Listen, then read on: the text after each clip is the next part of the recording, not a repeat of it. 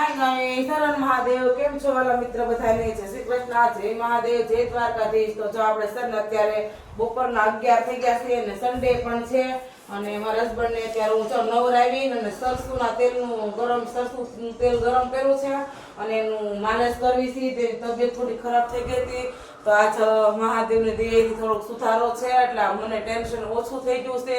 મને બહુ ટેન્શન હતું 3-4 દિવસ થા કેમ કે બોલી ચાલી પણ નહોતા એકતા અને બધું બહુ પ્રોબ્લેમ થઈ ગયો હતો. તો આજે થોડુંક સારું છે એટલે આપણે અત્યારે નવરાવીને એને સરસોના તેલનું માલિશ કરવી છે. અને તમારી પાસે કોઈ ઉપાય હોય ને તો માલિશના તેલનું મને કોમેન્ટમાં કહેજો કે હું કયા તેલથી સારું પડશે એમ, એટલે એને નસનો અને સ્નાયુનો દુખાવો ઓછો થાય એમ.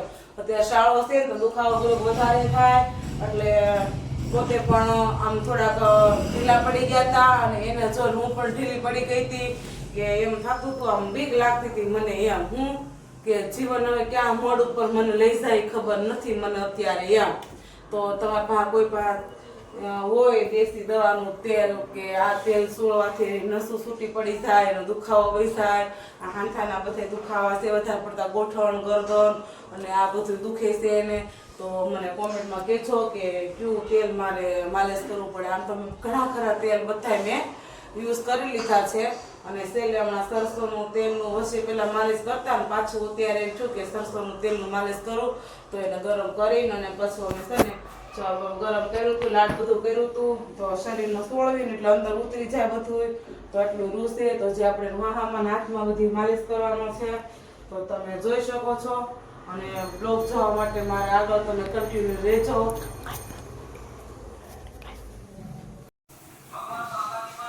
તો આજે છે આપણે રવિવાર અને આપણે રસોઈમાં બનાવી હતી મોરૈયાની ખીચડી. કેમ કે ખીર કરવાની નથી, ઘરમાં બધાને શરદી જેવું છે એટલે, અને રાજગરાના લોટના ભજીયા બનાવવાના છે. તો કોને કોને ભાવે છે આપણે આ પેકેટ લઈ લીધું છે, રાજગરાના લોટનું આ પેકેટ લઈ લીધું છે. તો આ લોટ સારો આવે છે, આજે એના ભજીયા બનાવવાના છે. તો રાજગરાના ભજીયા અને મોરૈયાની ખીચડી કોને કોને ભાવે છે કહેજો મને, તો 5 કિલો બનાવી મોકલીશ મારે વાલા હું. તો અત્યારે વાગ્યા છે 3:30 અને મારા હસબન્ડ અત્યારે સૂતા હતા તો આપણે ઉઠાડ્યા છે. તો કહેવાય હમણાં છે નાખોરા ઢહડતા હતા, કેટલા દિવસ નાખોરા ન ઢહડતા ને એટલે તું મારી સેવા કરીને એટલે ઉઈ ગયો તો નીંદર આવી ગઈ હતી હારી. તે સારું ને નીંદર આવી ગઈ તો તમારા માઇન્ડમાં જે પ્રોબ્લેમ હતો એને આરામ મળ્યો કે નહીં? મેડિસિન આપતી હતી અને આજ મને પણ હરખ છે કેમ કે એને સારું છે ને એમ.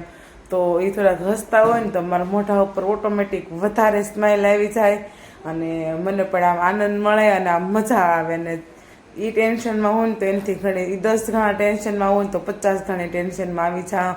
તો હમણાં આપણે બ્લોગ પણ શૂટ નથી થતા કે મજા નહોતી ને એટલે મને આમ કે મન પણ માને નહીં, મને કોઈ જાતનું આમ ઘરમાં કામ કરવું હોય ને કે કચરા પોતા વાસણ આ તે તો બધું આમ મને આમ એમ થાય ઇગ્નોર કરી દઉં કે મારે કંઈ કામ જ નથી કરવું એમ થાય પાન બેઠી રહું તો આવું બધું થઈ જતું હતું.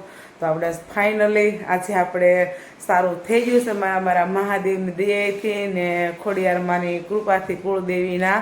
તો આજે એમને સારું છે તો આપણે આજે બ્લોગ પાછો શૂટ કરી લીધો છે.